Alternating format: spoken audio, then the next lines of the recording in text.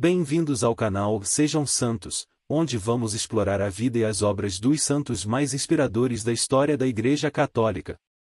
Nós vamos compartilhar suas histórias, seus ensinamentos e seus exemplos de virtudes, esperando que possam nos inspirar a viver de acordo com os ensinamentos de Cristo.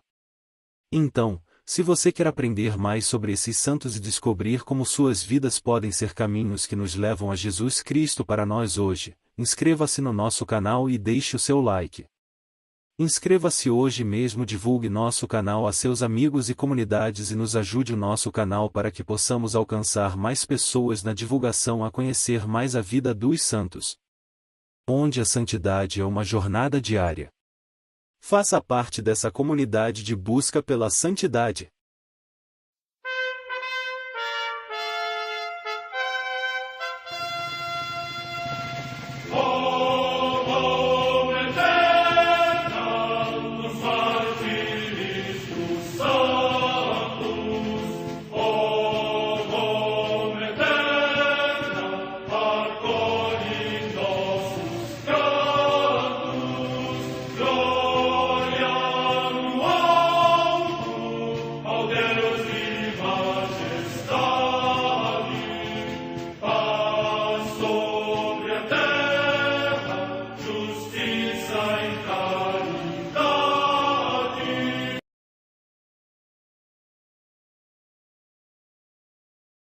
Ler a vida dos santos desperta em nós o desejo de seguir a Cristo. Através de suas vidas podemos aprender as virtudes, a sabedoria e o amor de Deus.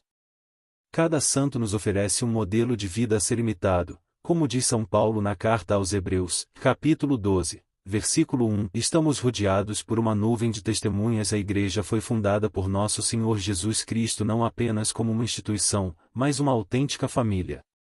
Os santos mártires, confessores, doutores, as virgens, os santos pastores e todos os demais santos são realmente nossos irmãos que nos precederam no caminho da fé e já estão no céu, para onde também iremos nós, pela graça de Deus. Portanto, sede santos, assim como o vosso Pai Celeste é santo. Mateus capítulo 5, versículo 48. Hoje, dia 15 de junho, celebra a Igreja a vida dessa grande santa, Santa Germana Cousin, Virgem. A Santa Madre Igreja celebra também nesse dia os santos. A comemoração de Santo Amós, profeta, que era pastor de gado e cultivador de sicômoros quando o Senhor o enviou aos filhos de Israel, para proclamar a sua justiça e santidade divinas contra as prevaricações do seu povo.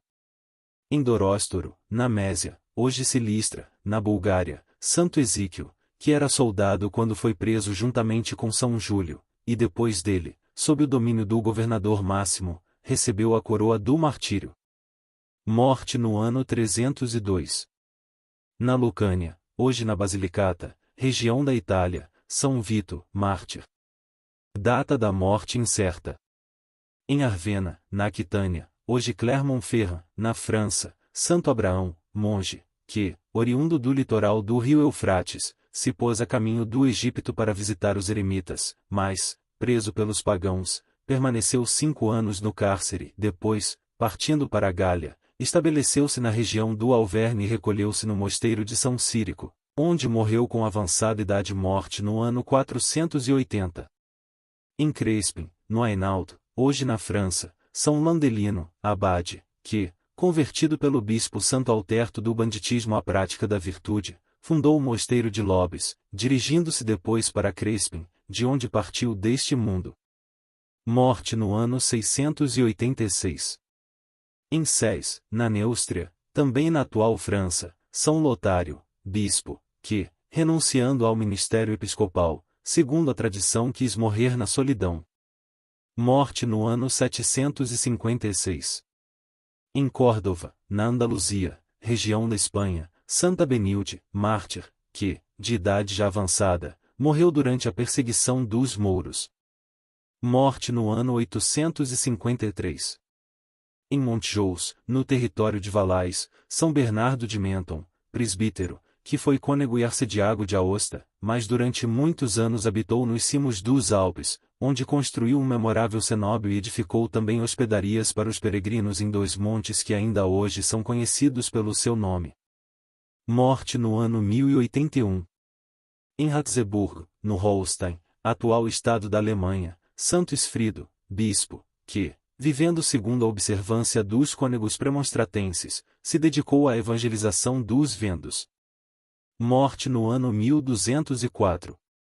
Em Londres, na Inglaterra, o beato Tomás Scriven, mártir, monge da cartucha desta cidade, que, no reinado de Henrique VIII, permaneceu na fé da Igreja e, por isso, consumido pela fome no cárcere, recebeu a coroa do martírio. Morte no ano 1537. Em York, também na Inglaterra, os beatos mártires Pedro Snow, presbítero, e Rodolfo Grimston, que, no reinado de Isabel I, foram condenados à morte, o primeiro porque era sacerdote, o outro porque tentou livrá-lo da captura, ambos sofreram o suplício do patíbulo. Morte no ano 1598. Em Bérgamo, na Itália, São Luís Maria Palazzolo, presbítero, que fundou a Congregação das Irmãs Pobrezinhas e dos Irmãos da Sagrada Família. Morte no ano 1886. Em Qianshengu, perto da cidade de Lichuital, no Hebei, província da China, Santa Bárbara Cuilianzi, mártir, que, depois de ter sido assassinado seu filho, ao fugir de noite para salvar a vida, foi presa pelos inimigos dos cristãos e crudelissimamente torturada até a morte. Morte no ano 1900.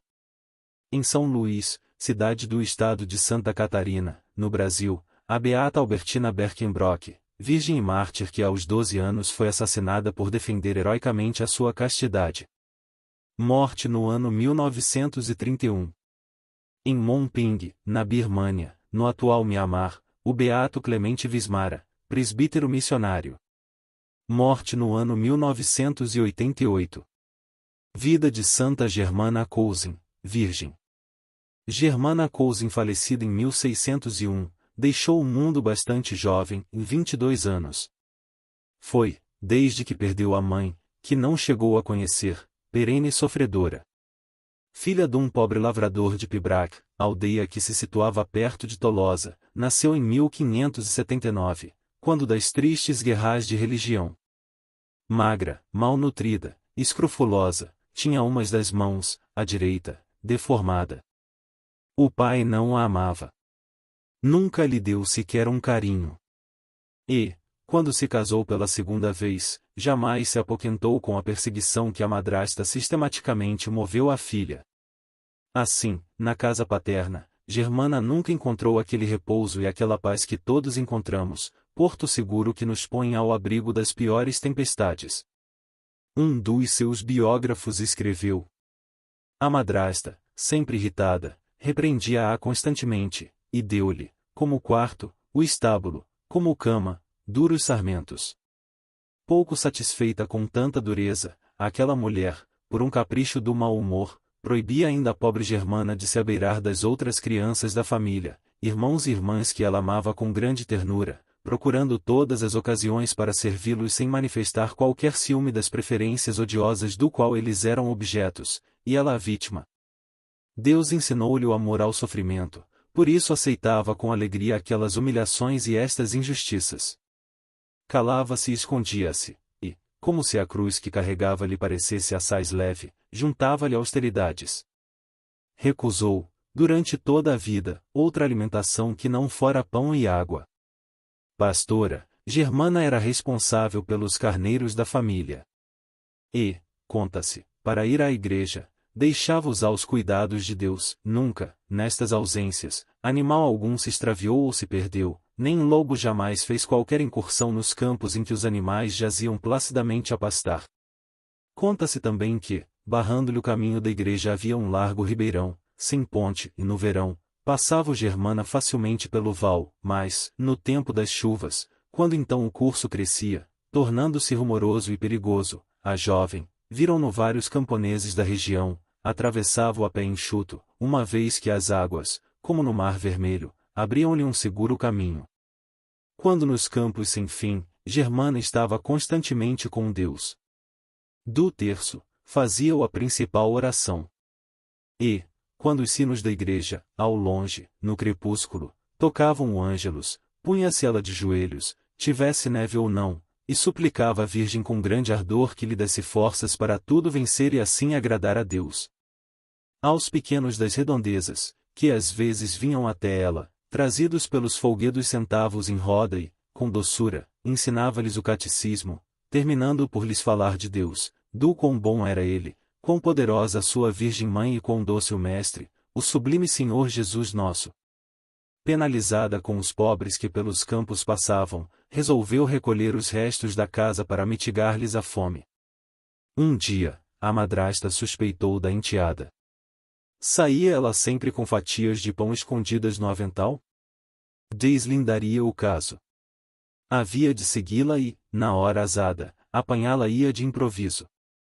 Empunhou, certa tarde, um porrete, e pôs-se a seguir a jovem. Em dado momento, tomou por um atalho, ligeira, e foi, numa curva, surpreendê-la. Ríspida, ordenou à enteada que soltasse as pontas do avental. Que levava ela ali tão apertadamente? Germana obedeceu, e uma chuva de flores jamais vistas, esquisitas e de grande frescor, caiu por terra, perfumando os ares. Era um milagre, uma vez que se estava no mais rijo inverno. Um dia, não a viram sair com o rebanho, como habitualmente fazia. O pai, então, tratou de ver o que acontecerá. No estábulo, onde dormia, não o estava.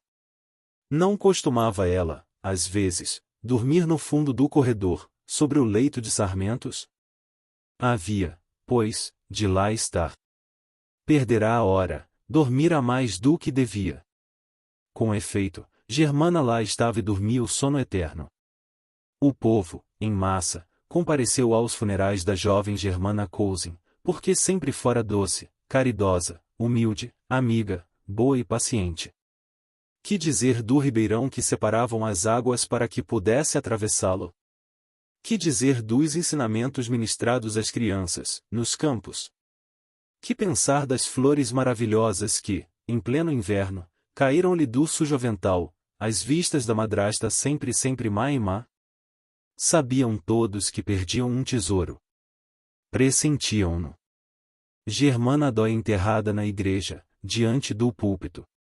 43 anos mais tarde, ou seja, em 1644, o coveiro, fazendo preparativos para enterrar uma parenta da santa, encontrou, quase à flor da terra, um corpo deveras conservado. Era o corpo de uma jovem que, ao ser tirado totalmente da cova, chamou a atenção por ter uma das mãos, a direita, deformada. Os mais velhos do lugar de Pibrac, num átimo, reconheceram naquele corpo a jovem Germana Cousin. Muitos milagres então foram operados por Deus, e a heroicidade das virtudes de Germana, a 20 de maio de 1850, foi proclamada em Roma. Beatificada a 7 de maio de 1854, foi canonizada a 29 de junho de 1867. Logo, por todo o globo, espalhou-se o culto da doce pastorazinha, e, em 1901, em Pibrac, foi lançada a primeira pedra de uma basílica em sua honra. Santa Germana Cousin, rogai por nós.